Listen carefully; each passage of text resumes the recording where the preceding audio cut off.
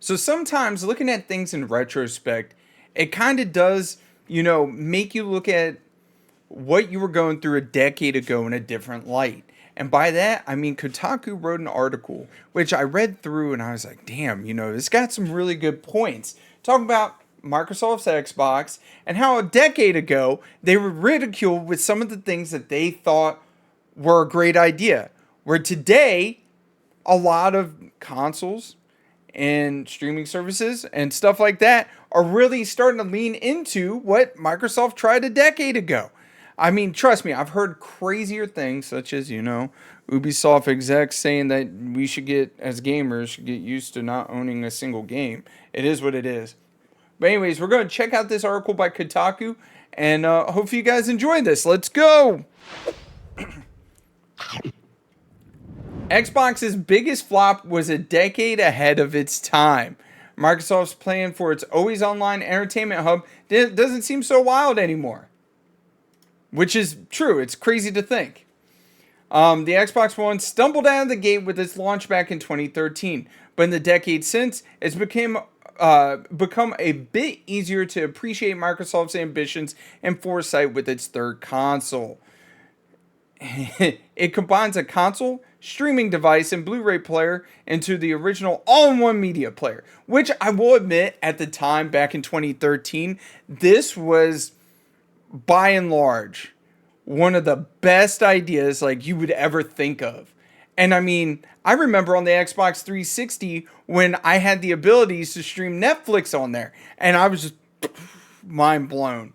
And now, like, talking about this has been 10 years ago now, where it's just insane to think that, you have to maintain everything online. You got to keep your console online in order to do anything. It's just crazy to think that, like, now it's like, yeah, we're always online. Anyways, the console wars, as we know them today, didn't fully take shape until Microsoft joined the fray.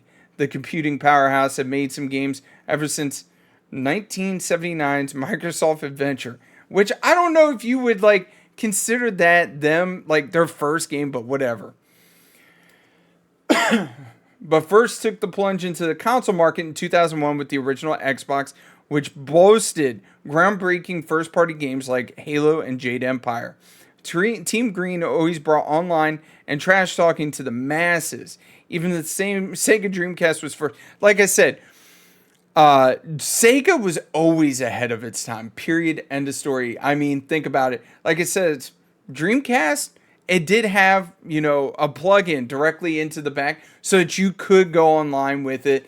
On top of that, you had the Game Gear, which had a backlit screen, fully colored, way before the Game Boy Color ever came out, way before the Game Boy SP ever came out.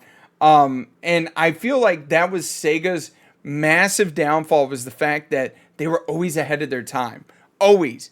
And I love Sega. I am a huge Sonic fan. And me as a kid, I believe my first console, I always believed this, was a Sega Genesis. And like I said, it just makes me sad to think that they just make games. Anyways, it follows up the Xbox 360, defined as a generation of gamers selling 84 million units and seeing the launch of iconic titles such as Red Dead Redemption, Grand Theft Auto 5, and Halo 3.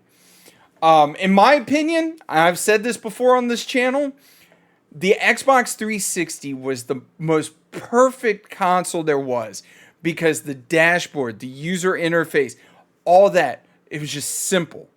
And then on top of that, it always worked, period, end of story, unless you got a red ring.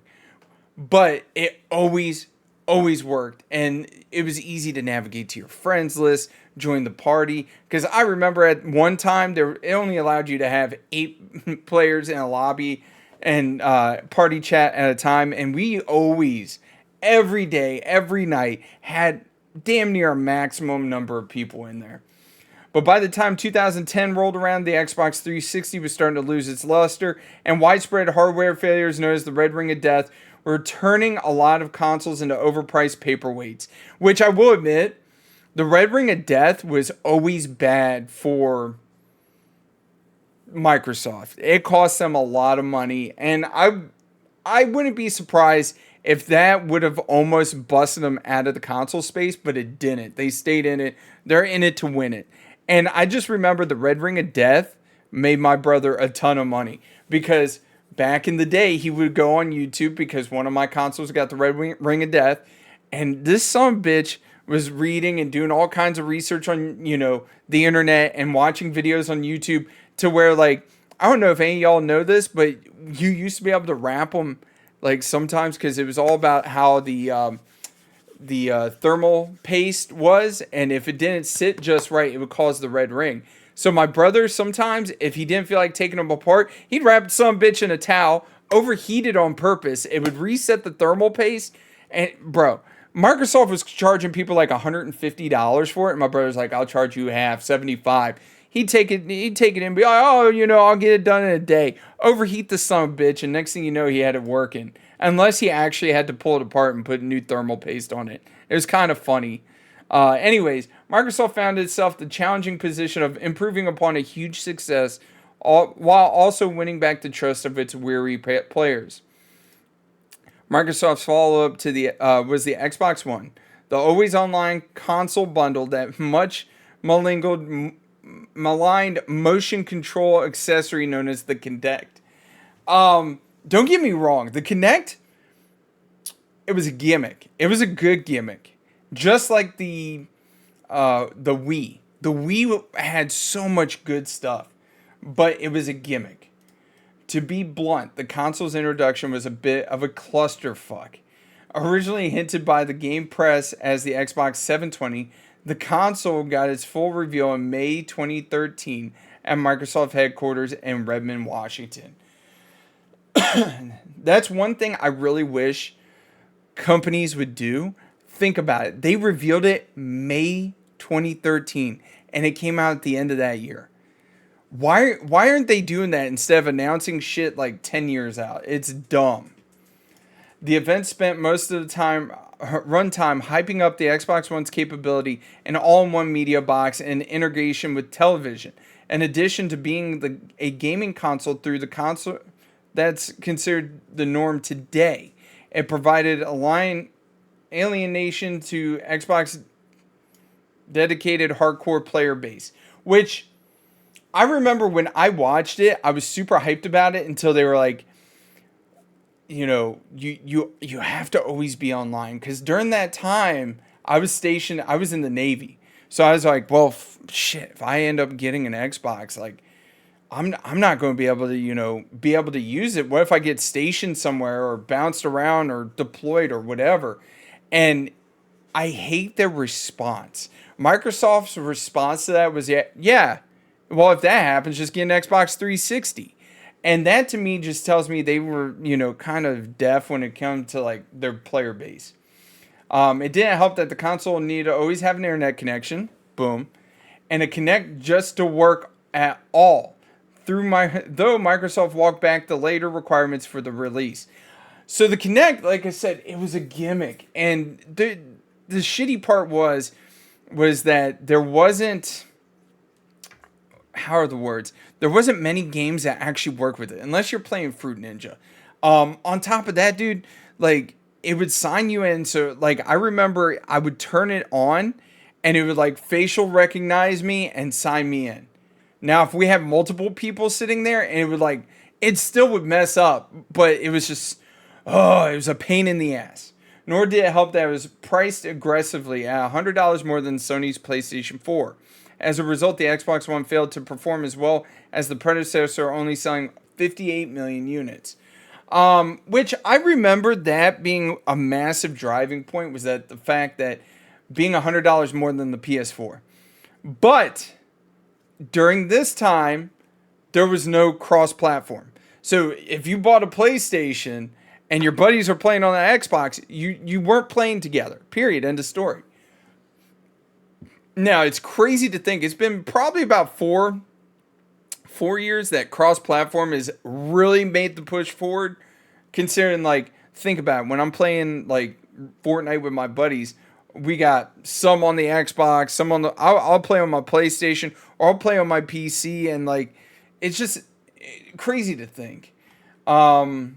as Kotaku's Luke Plunkett pointed out at the time, what could/should have been a triumph! Exclamation point. The day the next generation console wars began in earnest, instead turned into a disaster, and I don't think anyone saw that coming.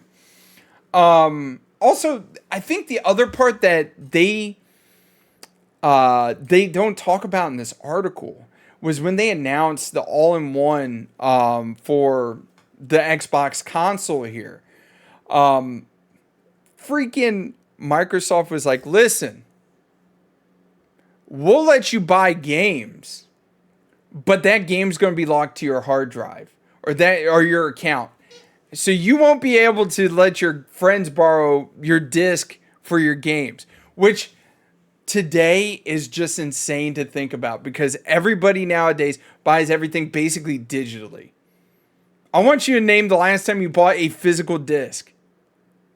Okay, when was that? I know I bought a physical disc like 2 months ago, only because it was on sale. But for the most part, like back then when they announced you can't let your friends borrow your games because there was a code that was going to lock it to your account, bro, there was like fights. Like I thought for sure GameStop was going to like go bankrupt as soon as they announced that. But they walked that back real quick. Once gamers actually got their hands on the Xbox in November 2013, they were pretty happy with the results. Outlets gave the console high scores, with the Polygon noting that in its review that the Xbox One still manages a genuine sense of wonder at all without losing the sight of strong gaming foundation the Xbox was built on.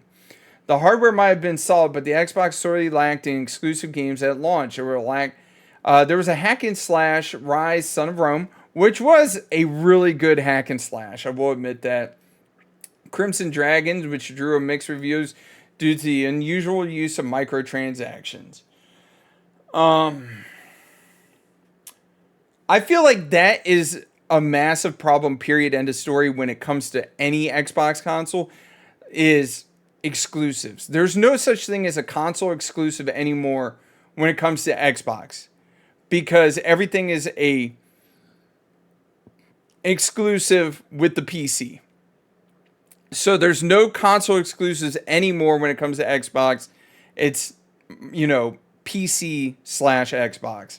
And that's one of my sticking points I always try to tell people is like, there's no point in buying an Xbox anymore unless you, for whatever reason, don't want to get a PC. The PlayStation 4 debuted around the same time with similar lackluster library, but over time built up an arsenal of truly amazing games like God of War, Uncharted 4, and Horizon Zero Dawn.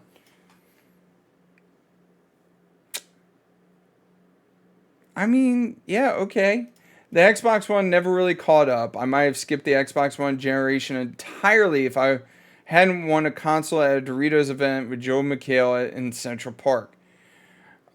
This like paragraph right here you could have like removed completely, because I mean, during that time frame, I'm trying to think, there were some really good exclusives. Like there was Gears of War 4, Gears of War 5. There was some actual really good ones. Of course, Halo 4. I mean, that one's okay. Eventually, Microsoft started to release upgrades to the console with the One S and the One X model, not to be confused with the Series X and the Series S. They were a bit more beefed up, allowing devs to release more visually demanding games like Sea of Thieves and Red Dead Redemption 2, but the damage was done. The latter half of the Xbox One era also saw the launch of Game Pass, which would become a cornerstone of Microsoft's gaming efforts in the years ahead. Truth be told, I would not be surprised if they started saying Game Pass was the ultimate downfall of the gaming industry, because then they release something that's just like Netflix that everybody can jump on, that all of a sudden every swinging dick out there wants to have their own subscription service so that you can jump in and get in and make a bunch of money real quick. Microsoft is still playing catch up with Sony when it comes to first party exclusives. But the concept of everything platform is very much alive and well with the Series X and S era. You can see in Game Pass Microsoft push into cloud technology and the idea of Xbox as more of an ecosystem than a box under your TV. The gamers of 2013 may not have been ready for that yet, as Marty McFly would say, but seems like the kids are loving it. So when it comes to Xbox catching up, let's go big screen. I definitely feel Xbox has caught up when it comes to exclusives. And it's not Xbox making their own first party games. And it's not Xbox coming up with new IPs. It's Xbox acquiring of Activision Blizzard. I feel that might be the only way, only thing that's going to save Xbox, the name that is, because I completely agree is they're behind when it comes to a lot of stuff, especially with PlayStation, their first party titles. But with Microsoft owning Call of Duty, with Microsoft owning Overwatch, freaking whatchamacallit, World of Warcraft, stuff like that. I think that right there is really going to help them moving forward, because now Sony has to come to the table and play ball.